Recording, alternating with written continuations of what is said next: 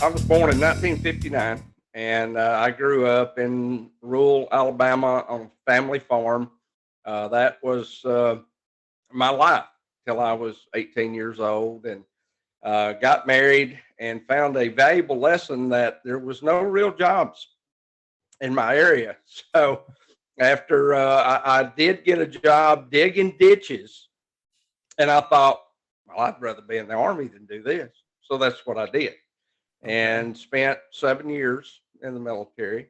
Now, as far as my wrestling, I never remember not being a wrestling fan.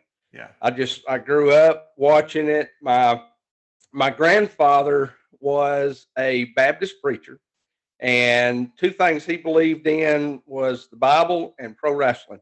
And he took one just as serious as the other. That's And great. I remember my mama hated wrestling, always hated it. But we would go over on Saturdays to visit.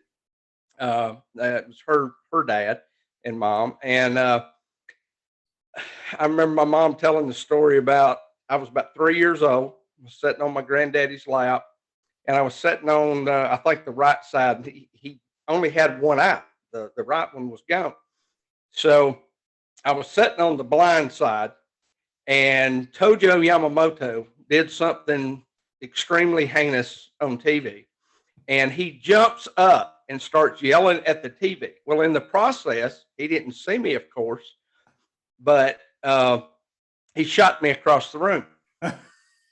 So my mom was sitting in the kitchen and could see this, and she said she jumped up, was trying to run to see if I was okay, and she said before I could get there, I had jumped up and was yelling at the TV too.